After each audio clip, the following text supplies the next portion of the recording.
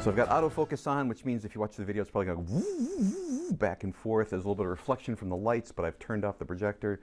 Do the best we can. Like I said, we're trying as quickly as possible to get the smartboard up and working so we can integrate that into the video. And so all these changes with the format, if you've been following on the videos, and obviously I'm talking mostly to people who do follow on videos, not to you all.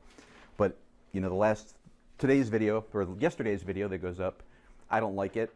I've got to magnify it so much to even see the board. So I may try to set the camera in a couple different places around the room, but the hope is that when we get the smartboard up, we can come up with a better system to integrate all the videos and show a better presentation online.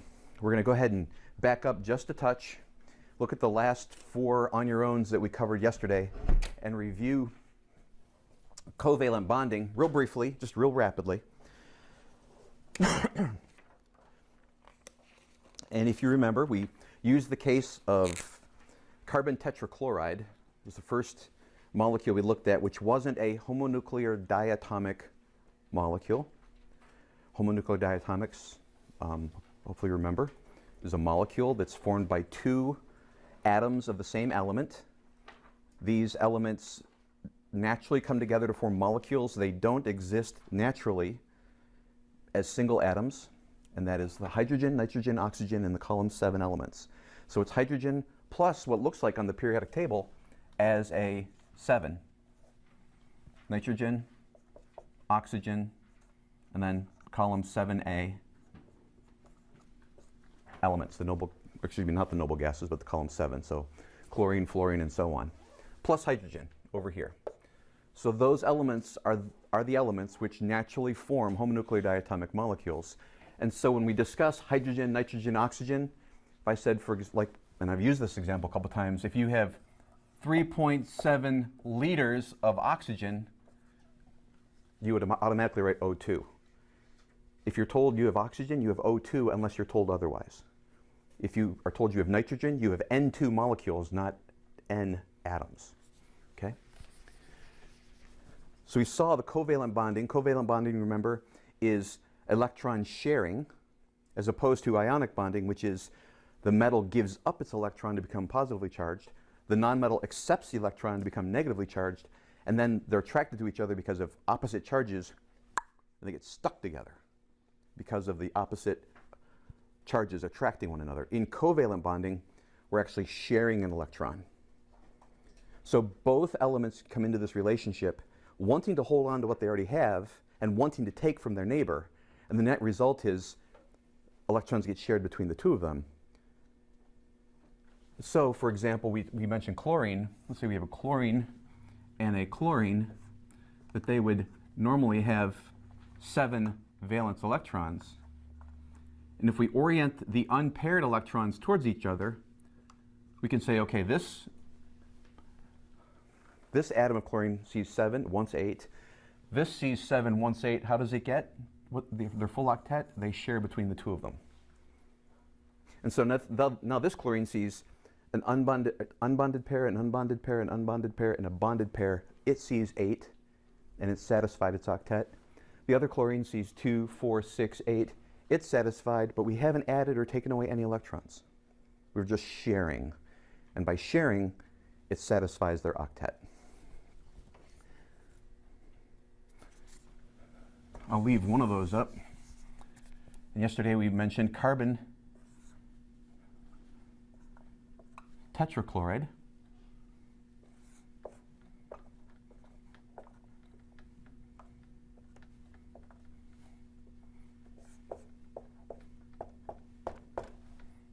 I might need to get a super big marker so these show up better on the board on the recordings too. Carbon tetrachloride, we said chlorine has 7 valence electrons, so it has 1 unpaired electron. And that 1 unpaired is also unbonded, but it's unpaired initially as the atom of chlorine. Carbon has 4 unpaired electrons. Remember the rule when we formed this molecule, we know because of symmetry, but because of our rule, carbon in this case has the highest number of unpaired electrons. It has 4 unpaired electrons. Chlorine only has 1, so carbon gets to be in the center. Then we place the other atoms around the central atom. Now there will be cases in the future we've got two central atoms, but it'll make more sense once we get through these simple ones. We have carbon in the center with 4 unpaired, chlorine around the edges with 1 unpaired each. We place the unpaireds next to each other, and then we go through and we basically pair them, and we pair them to form a bond. And we make those bonds. We haven't added or subtracted. All we're showing now is that those 2 electrons are being shared between these 2 atoms. These 2 electrons are being shared between these 2 atoms. And when we do that, da-dum, again, we haven't added or subtracted, but yet now each atom sees its octet being satisfied. 2, 4, 6, 8, 2, 4, 6, 8, 2, 4, 6, 8, 2, 4, 6, 8, 2, 4, 6, 8. And so we're done. And in 2 dimensions, we mentioned yesterday that these are offset by 90 degrees. That won't always be the case, because we're taking a 360-degree shape and dividing it into 4. So each one is 90 degrees. But if we had, let's say, 3 atoms attached to this, it was carbon with, it wouldn't be carbon, but let's say nitrogen with 3 other things around it, like ammonia yesterday, what might that look like? Well, for right now, in 2 dimensions, we're going to just follow our rule, fill the dots, and keep it that way. But when we get to 3 dimensions, that's when we mentioned it gets a little fun, because we're taking it and showing it in real space, 3-dimensional space. You know, me in 2 dimensions, I'm a nice thin guy, but in 3-dimensional space, not so much. Okay. We use the case of water. We spoke about that, and I think we're ready to pick up on the more complicated Lewis structures on page 156. So the more complicated starts with one of our other homonuclear diatomics. Remember, we mentioned hydrogen. We mentioned that oxygen, nitrogen, and then all the column 7 elements are homonuclear diatomic. And all the column 7A elements that are homonuclear diatomic all have 1 unpaired electron. And so the case of chlorine, like I showed you, chlorine bonds to chlorine. Every single column 7 element forms a homonuclear diatomic that looks like this. Now I left off the dots, but hopefully you see that there's 2, 2, 2, 2, 2, 2, 2, 2 all the way around it. Okay. But what's the case with oxygen? We said that oxygen is a homonuclear diatomic as well, right? So when one oxygen atom is in proximity to another oxygen atom, they will automatically come together to form an oxygen molecule, an O2 molecule. What does that O2 molecule look like? Well, start with oxygen and oxygen.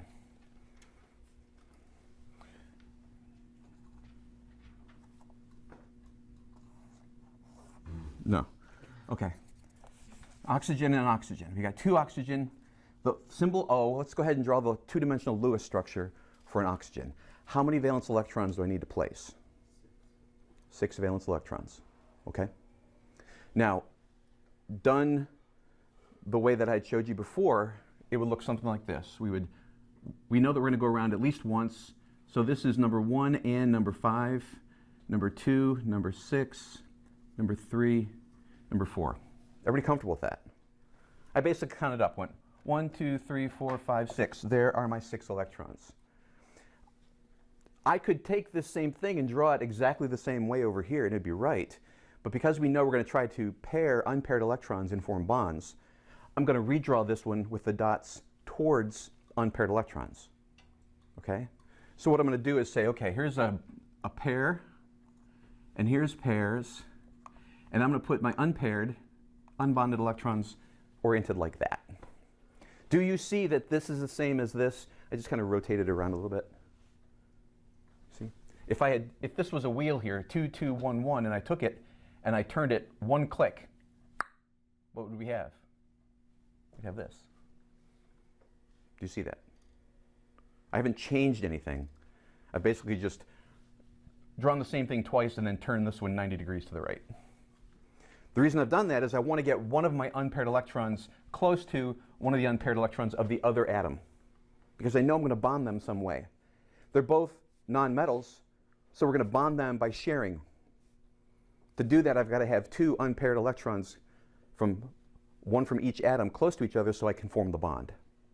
So I now have 2 atoms of oxygen I have those structures.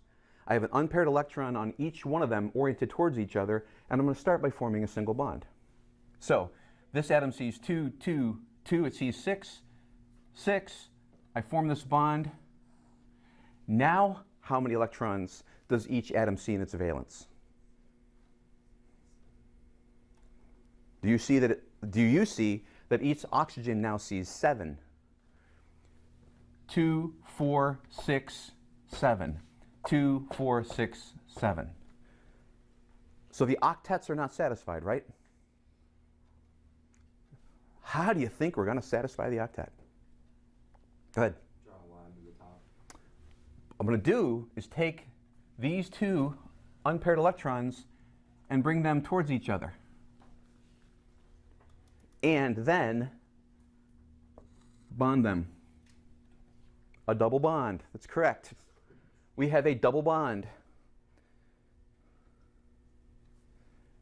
Now look at what each atom sees as its valence, the valence count. 2, 4, 6, 8 to this side. And to this side, 2, 4, 6, 8. Both see their valence, their octet satisfied through their valence electrons. And we now have a double bonded oxygen molecule. So chlorine and all the column 7 elements, when they form homonuclear diatomics, they form in this manner. And I'll go ahead and draw the dots again just to help us reinforce the visualization that they each see 8 electrons in their valence, so their octets are full. And they do that with a single bond. Oxygen, rather than having 7 valence electrons, only has 6, and it satisfies the valence by using a double bond.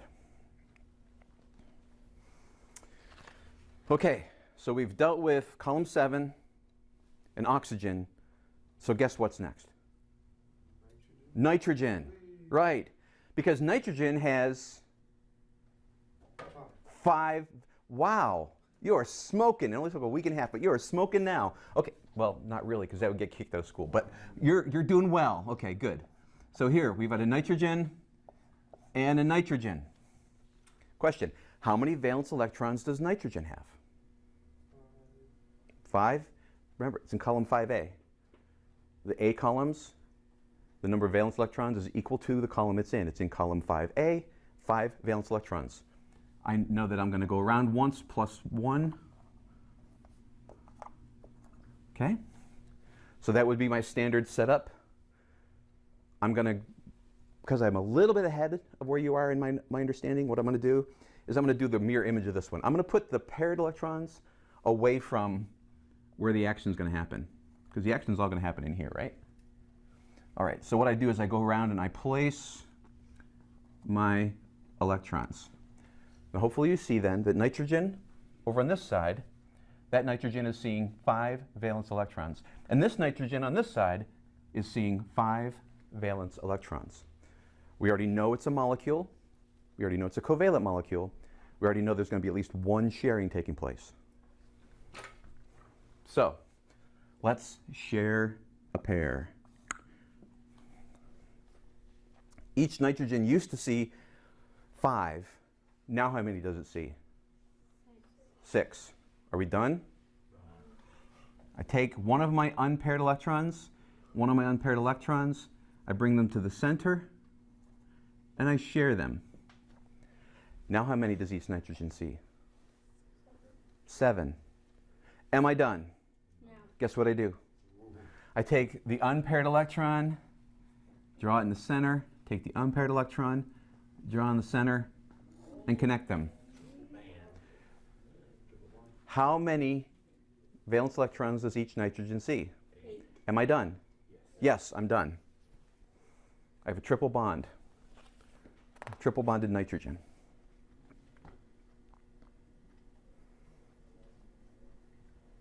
So,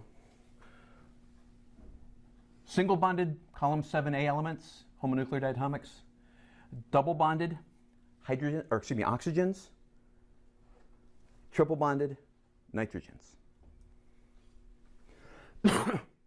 Which of these molecules molecules do you think takes the most energy to break up? Triple bond. We've got 3 times if you think of it that way. It's not exactly, but just for perception or just for concept. I've got 3 cables, 3 cords, 3 chains holding this together. 2 chains holding this together. 1 chain holding this together. Okay? Which one requires the most strength to break? The triple chain requires the most strength. Okay? A double takes a little bit less, but it takes more than a single. And a single, even though I've already said it's going to take energy to break it, because these 2 molecules don't want to give up on their electron that they're sharing between or the electrons that they're sharing between the 2 of them, even though it's more difficult, it can be done. But as you add bonds, it becomes more and more difficult. Because the desire to get and hold on to, as you increase the number of shared or bonded pairs, increases, so does the energy required to take them and break them apart. Does that make sense to everybody? I hope so. Okay. Now, I want to leave that on the board for just a minute. And let's look at a couple of examples. Actually, this won't take long to write. I'll go ahead and erase it, and we'll draw it back up here in a moment when we get to that application. I kind of like to keep all the stuff on that side, because if I have to do any editing of the video, it's all in the same general area, and I can kind of focus in on that. Let's see. Example 4.6 on page 158. It says, determine the Lewis structure for a carbon, or for carbon dioxide. Now, granted, it's all here on the page. I'm just going to walk through what they do on the page, so you can go back and review it later on your own in the book. You can review it on the video. But for right now, let's kind of look up front, okay, and follow this logic through. Carbon dioxide. We're looking at CO2. So the first thing I'm going to do is look at the elements that are in play in forming that molecule. I have carbon and I have oxygens. Matter of fact, I know I've got a carbon and 2 oxygens. How many valence electrons does carbon have? It has 4. Okay, you're going to need to just know that. Carbon is so key, because you can see how having unpaired electrons is significant in making combinations. Carbon has the maximum ideal amount. It has 4 connecting points. Silicon has 4 connecting points. Remember, that's why we said that if we were to speculate about life forms on other planets, that it would likely be silicon-based, because it's the most like carbon but not carbon. Okay? So carbon has 4 valence electrons. Oxygen, we just did that, right? It's 6.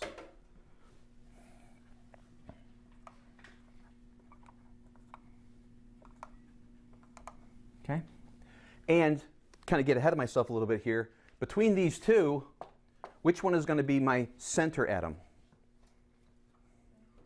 Carbon, because of one reason?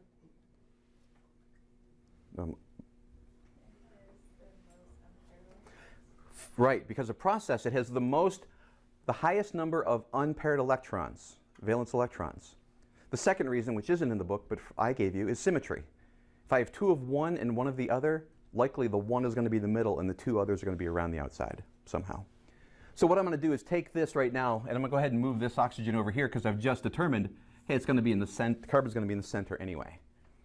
And let me go ahead and draw 6 valence electrons, and I'm going to orient it so that at least one of those unpaired electrons is towards a connecting point, which would be an unpaired electron from the center atom, right? So I'm going to go 1, 2, 3, 4, 5, 6.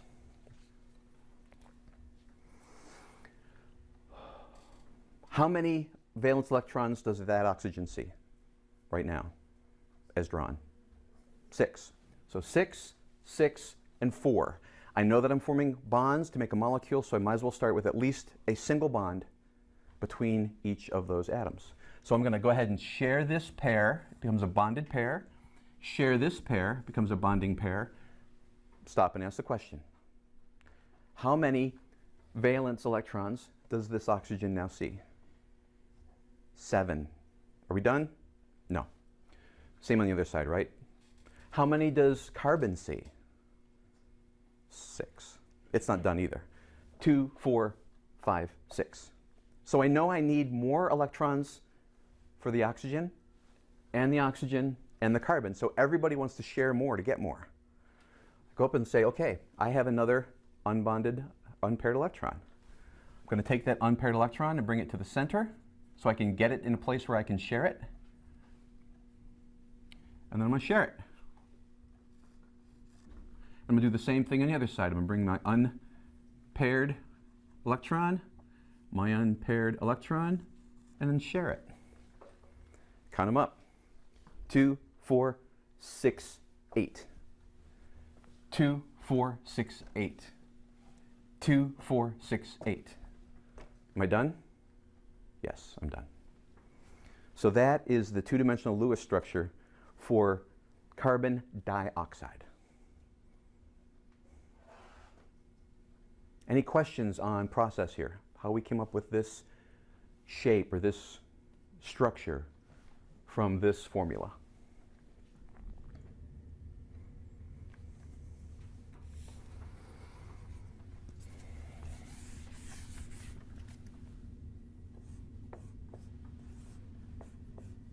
HCN.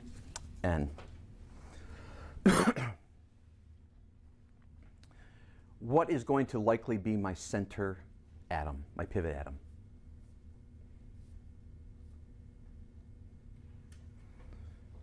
If you have a column 4 element, it's generally going to be the column 4 element. Think about it real quick. Hydrogen has 1 unpaired electron. Nitrogen, it has 5, so it has 3 unpaired electrons. But carbon has 4. Carbon, column 4 element. If you see carbons or silicons or something like that, you can pretty much bet it's the center. It's the hub, the pivot atom. Okay. So I'm going to go ahead and just redraw it just like it is, because if I put 1 in the center and I've got 1 and 1, guess what? Symmetry kind of makes a nice straight line again, doesn't it? Carbon, hydrogen, and nitrogen.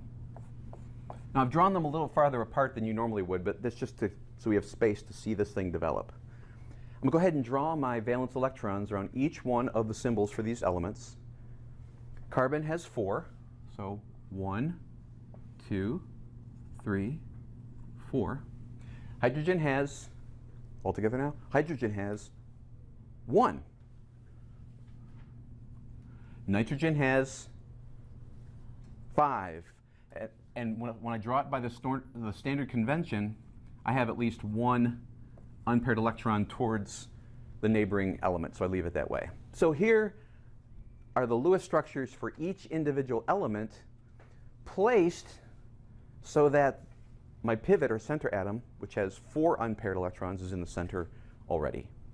So we look at each one. Hydrogen sees how many? 1. How many does it want to see? 2. Its octet is full with 2 because it's one of the exceptions. Carbon sees 4, it wants 8. Nitrogen sees 5, it wants 8. We know in order for this to be a molecule of any kind, covalent molecule of any kind, we have to share at least 1 pair between the atoms to form the molecule. So we'll start with, like the process says, we're going to start with a single bond. We're going to share this pair, and it represents a bond between the hydrogen and the carbon. And we're going to share this pair, which represents a bond between the carbon and the nitrogen. Then stop and look at your external atoms' octets. How many electrons does hydrogen see? 2. Is it satisfied? Yes. We're done over here. Anything else we do now is on this side, because hydrogen's octet is satisfied. Carbon, how many does carbon see? 2, 4, 5, 6. It sees 6. Is carbon satisfied? No. Carbon wants more. Nitrogen. How many does nitrogen see? 6. It wants 8. So it's not satisfied. It wants more. So these two want more, and the only way they can get more is to share with each other. So we'll take an unpaired and an unpaired, and we'll bond them. How many valence electrons does nitrogen see? 7. Is it satisfied? No. Carbon, how many does it see? 7. Is it satisfied? So the only way they can be satisfied is to share another.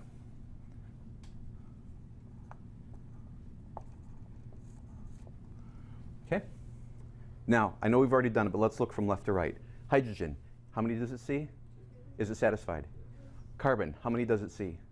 Is it satisfied? Nitrogen, how many does it see? Is it satisfied? We're done. So this is the two-dimensional Lewis structure for the molecule HCN.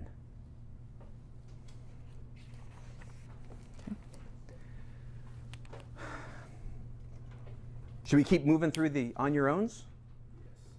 Some more examples? Okay, let's do that then. This is on your own 4.13. Draw the Lewis structure for CH2O. Always check me. My bifocals are not necessarily exactly the right prescription anymore. My eyes keep getting older, so occasionally I miss those little subscripts. Sometimes they throw those periods in there too, and they make me like look real hard to see if that's really a period. So CH2O. Somebody let's walk one at a time, walk me through my process.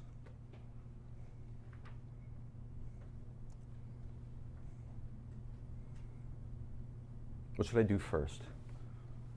Yes, sir. Place them in order that should be. So in this case, carbon should be in the middle. Carbon, okay, we're speculating carbon should be in the middle. Carbon should be in the middle because 4 valence, hydrogen has 1, oxygen has 6. So carbon with 4 has the highest number of unpaired electrons. So yeah, again, generally speaking, you're going to always assume that the column 4A element is going to be your pivot atom, if it's there. You're not always going to have a column 4A element, which means you're going to have to go back to the rule of which one has the highest number of unpaired electrons. All right, now I get to place those other 3, right? We've got 3 other atoms at play. We've got two hydrogens and an oxygen. So lacking any other instruction right now, I'm going to go ahead and just kind of place them here, here, and here. Is that fine? Good with that? Okay. I'm going to go through and draw my Lewis structures for each atom up here on the board. So, how many valence electrons does hydrogen see right now? 1. Good.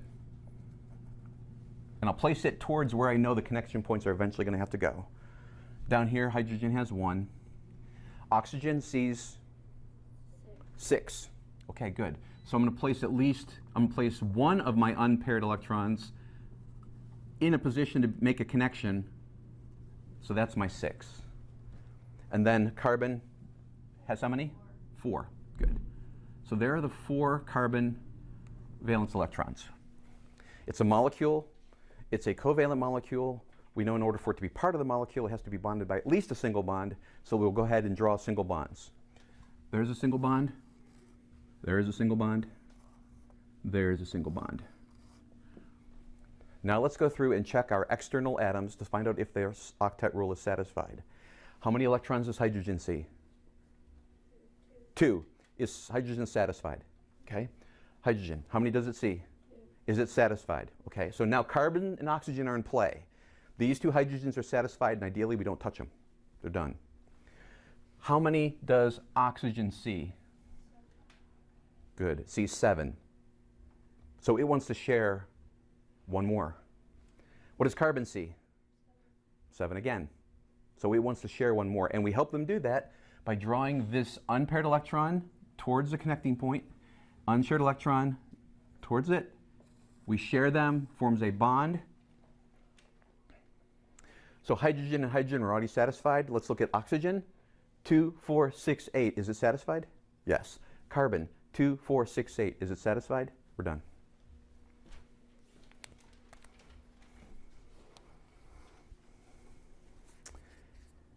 Any questions on how we came up with this diagram?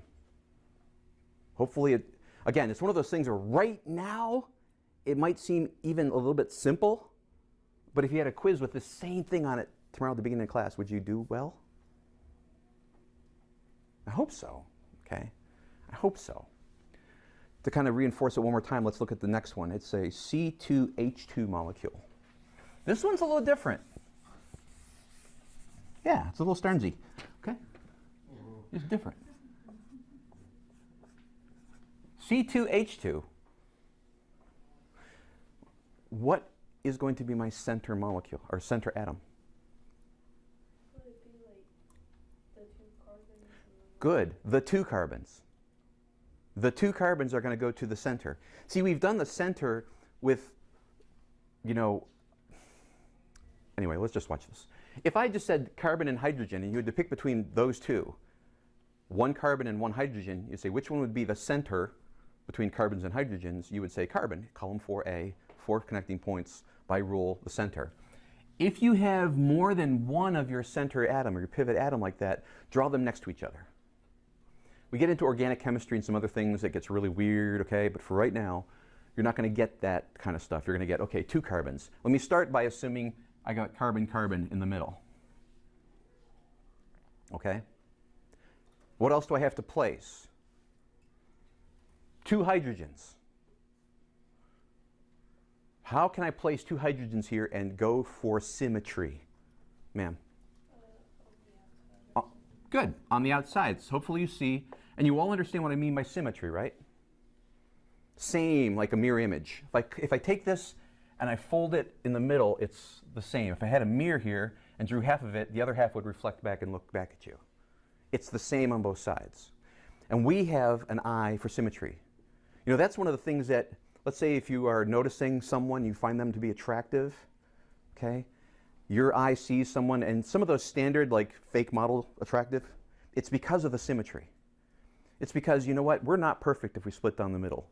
One eye is not exactly shaped as the other eye. One side of the nose is flared a little bit different than the other side of the nose. And the differences are so subtle that we don't even necessarily recognize it.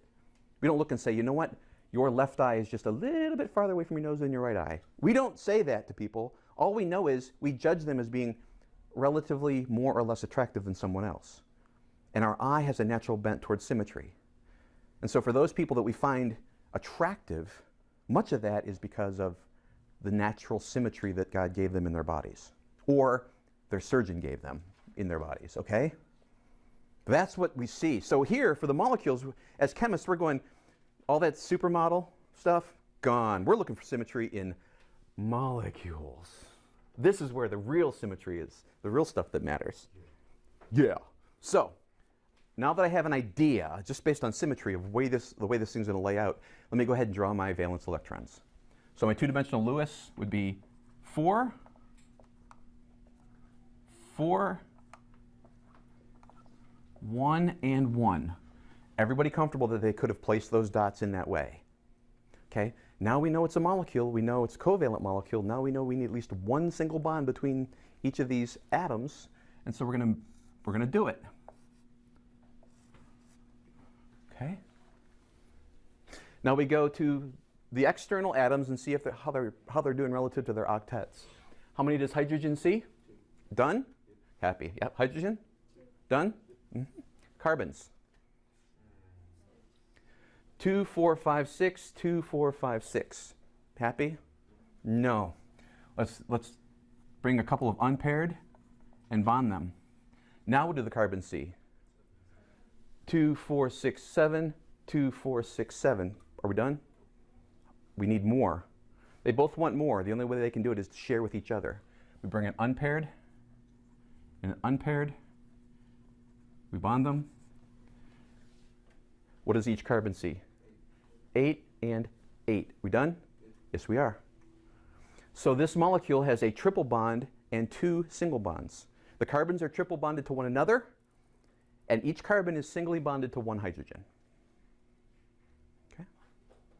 Again, we just follow the same process for every single one of these. If you know the process and you're given some really weird elements way down and way to the right on the periodic table, you should be able to do it. Just follow the same exact process we've been doing. Okay? And I would encourage you to look back at maybe the EPPs, because we're going to very quickly be coming up on, okay, do you have any more questions for me? And if you can't come up with the questions on your own, not being able to do an EPP might be a hint that you need more help on it. So I'd encourage you to take a look at those. We only have a couple minutes, and frankly, this next section is kind of interesting, and I'm going to try to do it in, 10 minutes? Check me on that, because, okay, 10 minutes.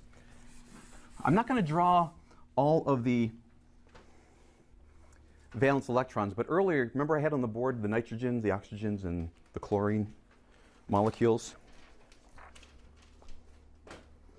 Well, we're going to look at a couple of interesting molecules. This is on the applications, page 160 to 163, and I might very well in the next 10 minutes finish the module. Okay? So you'll have everything that's in the module will have been presented to you. Theoretically speaking, you're ready for the module exam. Theoretically speaking. So here we go. Oxygens, nitrogens. We said earlier, yeah, let's start with nitrogen. I said that nitrogen is a homonuclear diatomic. It is a triple bond.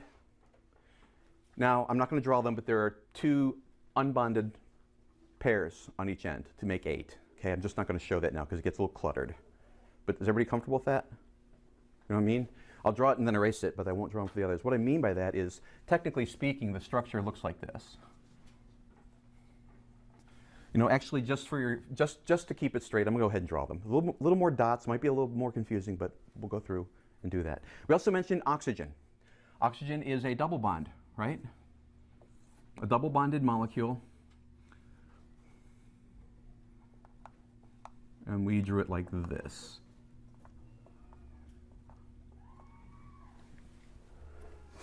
Now what we're going to talk about here for real briefly is, I've already mentioned that the amount of energy required to break these molecules up is different, right? Generally speaking, kind of like a periodic trend, generally speaking, which requires more energy to break? A triple bonded nitrogen or a double bonded oxygen? Triple bonded nitrogen takes more energy to break. Okay? So, this whole section deals with an application of these bondings and how it helps save our lives every day. We're talking about the atmosphere. Up in the atmosphere, we have energy coming at our planet from out in space, mostly from the sun, coming towards us, and yet we don't walk around crispy fried all the time. Why? Why is that? Well, here's a really neat thing. Remember I said before that these atoms that form these molecules, though they may initially be in their atomic form, like one atom and one atom, I said anytime they're next to each other, what do? They automatically come together to form a molecule, right? It's natural. And when I say it's natural, we would argue God planned it so whenever an oxygen and an oxygen is next to each other, they'll form an oxygen molecule that's double bonded. Anytime a nitrogen and a nitrogen are together, they form a triple bond, right? We also said that nitrogen, what purpose does it have in our breathing for our life? Really not any in terms of our breathing. Nitrogen comes down and basically dilutes the oxygen so that we're not either hyperventilating or hypoxic. It's in the right proportion for exactly what we need to sustain life. So the nitrogen dilutes the oxygen so that it's at the right percentage for our life to continue. But when we get to energies, nitrogen has a very important role. We all get the idea that there's energy coming at the Earth, right? When it impacts, it comes into the atmosphere, there's certain energy that comes through, and it's in the form of Hulk rays. What am I talking about? Yeah, gammas, right? Dr. Banner, way too many gammas, right? Turns into the Hulk. Why is it that you're not turning into the Hulk? Well, first of all, it's fiction, right? And some of you already think you are. But then there's this point of God has already designed and already has in place a protection system for us using these bonds. Energy comes in and it's in the form of a gamma ray. A gamma ray comes through the atmosphere and gamma rays encounter nitrogen. What happens when energy is brought in and hits this triple bond? It breaks the bonds and it simultaneously, instantaneously gets rid of all the energy, so the wave is gone. When the gamma ray comes and hits the triple bond, it breaks the bond and the energy is completely dissipated. It's gone. So it no longer can travel to Earth to fry you. Okay? What happens when the gamma ray hits this triple bond and they break apart? Two nitrogen atoms that were a molecule are suddenly, boop, the triple bonds are broken. Now there are two nitrogen atoms, right? Next to each other. What do you think they do? form a triple bond. It's a self-perpetuating automatic defense mechanism in the atmosphere. That every time a gamma hits a triple, actually anytime a gamma hits any of them, but when the gamma hits a triple, and the gamma of the 3 different ways we're going to talk about, gamma is the only one that's strong enough to break a triple. Okay? Gamma can break a double and a single, but it's the only one that can break a triple. The other ones can't break it. So, gammas come in, boof, break up the nitrogen. The gamma's completely gone, all the energy's used up, and then the 2 nitrogens are next to each other and they say, I'm looking to make a bond with somebody. Oh, there's my neighbor nitrogen. And they come back together and they're ready for the next gamma ray. And this process continues over and over and over again in the atmosphere. Nitrogen molecules absorbing gamma rays to become nitrogen atoms and then automatically reconnecting to reform nitrogen molecules. Now there's another energy form that comes through that it's not strong enough to break a triple bond. So it can't be absorbed by this. But it can be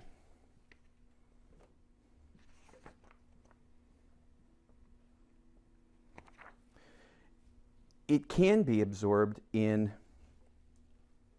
a double bond, or it can break a double bond.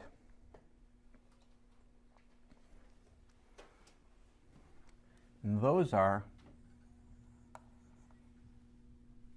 X-rays. We have X-rays coming at us from space all the time. Now, when you go to the doctor or the dentist and they're going to take an X-ray, what do? Don't they put a lead vest, like protection around you? Because they say you don't want to get overexposed to these things because they'll kill you. We have X-rays coming at us all the time from outer space, and yet we don't walk around wearing lead vests all the time. Why not? Because in the atmosphere, the oxygens that have a double bond keep taking the hit from the X-rays. And what do you think happens when an X-ray hits a double bond? Same thing. X-ray hits a double bond, it breaks the double bond and simultaneously completely absorbs and removes all that energy, so the X-ray no longer comes towards you. And a result of that is what had been a molecule of oxygen becomes 2 atoms of oxygen which are right next to each other, who instantaneously and simultaneously to say, I don't like being by myself, boom, and they form a double bond and reform the molecule and get ready for the next energy to come along. And that process is happening over and over again, automatically as part of God's design. Okay? Pretty cool? Now, there still are other rays that come through that aren't strong enough to break a triple, which means they keep going, and they're not strong enough to break a double, which means they keep going, and they are only strong enough to break a single. And that single, that energy that breaks the single is the ultraviolet rays. You do get hit with ultraviolet rays, don't you? Because if you've ever had a sunburn, it's a result of having too many ultraviolet rays. Now, it's a little bit beyond the scope of where we're at right now, but let me go ahead and draw this for you. That there is such a thing, there's a triple oxygen, oxygen, and oxygen, okay?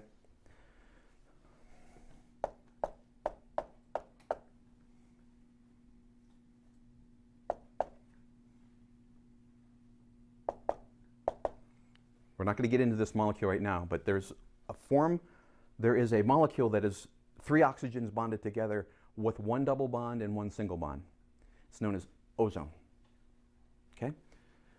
UV only has enough energy to break through the single bonds. And when ultraviolet light comes and impacts the single bond and it breaks it, okay? Which means the UV is completely absorbed, which means it doesn't come down and fry you. Some does, some makes it through because frankly there's not enough of the ozone to stop it from coming. But when the ultraviolet hits an ozone and it breaks this single bond, what happens is that these 2 oxygens then form a homonuclear diatomic molecule. And so this molecule is continually being depleted in the atmosphere, whereas these 2 are automatically being regenerated. Oh no, what? It's bad because ever hear talk about the ozone hole, the depleting of the ozone layer? This is what's happening, is the energy is coming in and breaking the chain, and ozone isn't being formed, oxygen is being formed. And so the natural process, these automatically regenerate, this one does not. It's created, it's formed, but it's other processes other than this automatic homonuclear diatomic being reformed. But still in that whole process, the ozone, and what is ozone? Have you ever been in a room, do you get that sense of when you've been around computers, you can smell the computer? That's ozone. That's what ozone smells like, because the processes in the computer are creating ozone gas, and that's what you smell. So we have technically completed the module. You have a great day.